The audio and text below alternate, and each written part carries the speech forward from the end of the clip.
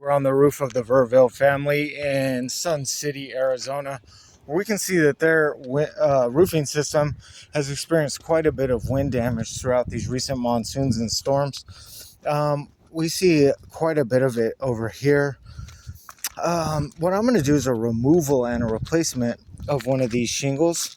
First, I'm going to want to get you guys set up. The shingle I've selected is going to be this top row. We've got quite a few rows right here going on. But this top row I'm going to work with is flapping around. You can see that it's loose. So I'll go ahead and get you guys set up to appropriately view the work. I'm going to get myself set up by putting on gloves and making sure that my long sleeve t-shirt are down. And then we'll diagnose what's going on here. What we have going on here is we have a dimensional shingle.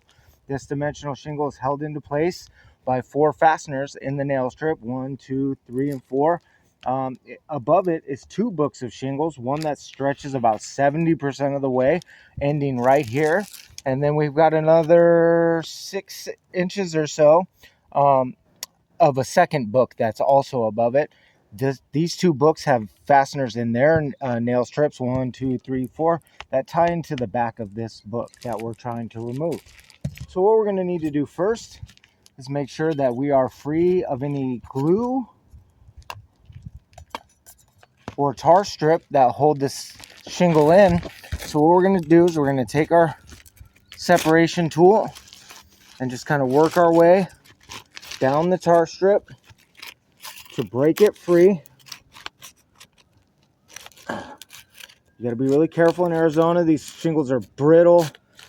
You don't want to poke through or break or damage anything. Just kind of take your time.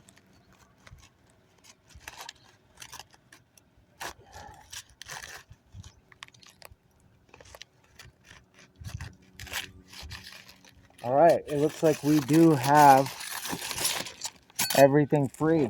Now we spoke about the nails in the nail strip that hold the shingle in place. How we're going to do that is we're just going to go to where that nail is and just gently pop it up.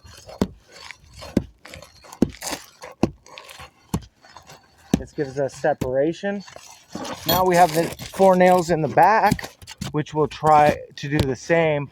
These are a little trickier. You got to use a little nuance here so you don't rip or tear anything. You just want to separate the shingle. So we do this a little bit slower. I use my hand to kind of assist, hold the shingle up. There we go. We should be able to get it free. Now what we're going to want to do is do an inspection of anything that could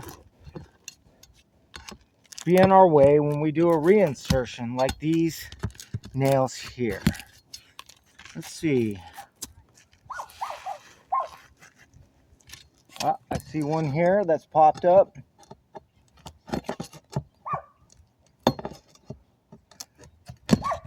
We'll go ahead and get that out of the way. Now what we're going to want to do is line the shingle back up.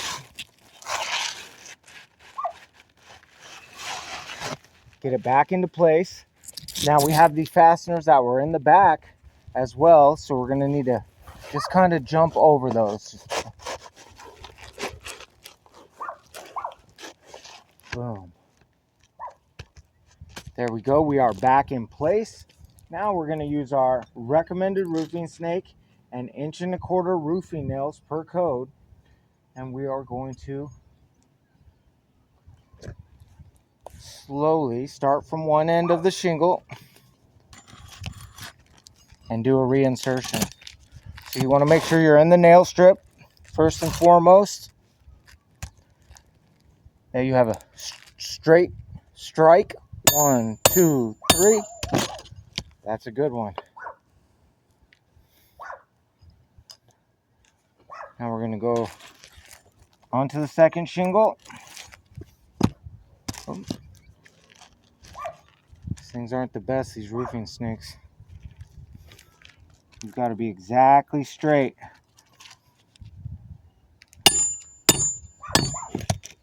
Two.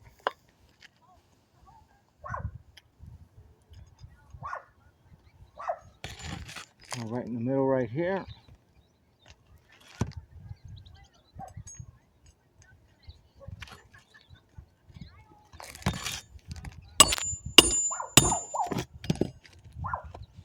And one more on the very end.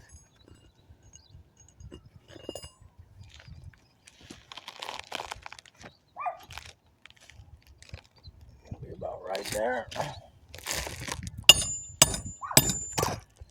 Well, we have the shingle back in place, but we see a handful of issues going on currently. One of the things that we can notice right off the bat is that the roofing snake doesn't drive the nail in all the way. I don't know about your guys' angle, but that's because of this lip on it.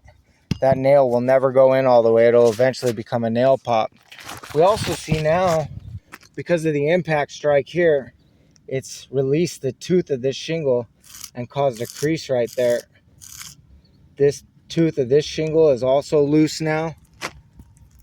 We see a small crease up there. That's all from the impact driven by that roofing snake. We see an impact here, and once again, another tooth separated halfway just because of the impact strike so close to it. And then we see over here this impact mark from the roofing snake. We can see that the nails aren't driven in all the way. The teeth are now loose, a couple creases. So effectively, to remove this shingle and replace it has damaged the two books of shingles above it. That's because of the dryness, the brittleness, the ineffective tool of the roofing snake. There's a lot going on here that I don't think that this is a passing effort. I consider this a fail.